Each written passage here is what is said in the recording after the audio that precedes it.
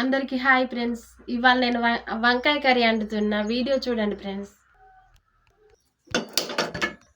పోసుకుంటున్నా. ఇప్పుడు నేను ఏం వేసుకుంటాను? జీలకర్ర వేసుకుంటున్నా, మిరపకాయలు వేసుకుంటున్నా, పచ్చిమిర్చి.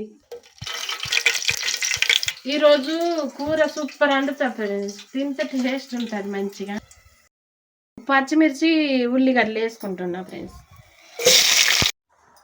ఇప్పుడు నేను పసుపు వేసుకుంటున్నా ఫ్రెండ్స్.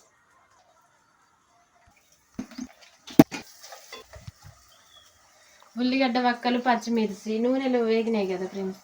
ఇప్పుడు వంకాయ వక్కలు వేసుకొని కలుపుకోవాలి ఫ్రెండ్స్. మంచిగా ఉంటుంది. మంచిగా వేగాలి నూనె.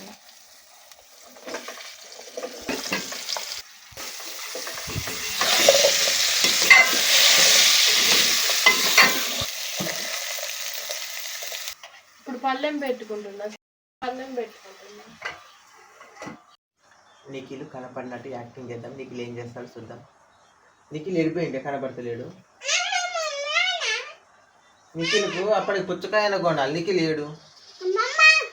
నిఖిల్కి అప్పుడు పుచ్చకాయ కొనియాలి. నిఖిల్ కనపడతలేడు. నిఖిల్ ఏడే. కూర మారుతాను. మారిపోయింది. మారలే.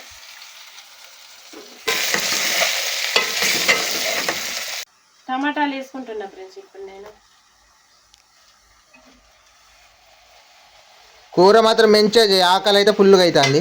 మంచిగానే చేస్తా. వేసుకుంటున్నా సరిపోయేంత. అది పప్పు కూర గిట్లా. ఈ గంజులది పప్పు పాలకూర, ఇది అన్నము, ఇది కర్రీ వండుతున్నా. మీ వదిన వంకాయల కూర చేస్తాను, తినాలి. ఎప్పుడు తిండికోలేనా అమ్మమ్మ? ఎప్పుడు తిండికోలేనా? రా తినాలి అంటే ఇప్పుడు తింటున్నా ఆకలి కాదు అవుతుంది. మళ్ళీ తినాలి.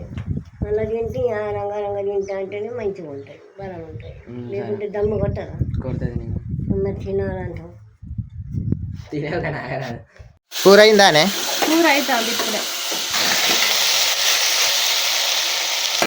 నీళ్ళు పోసుకుంటున్నా సరిపోయాన్ని.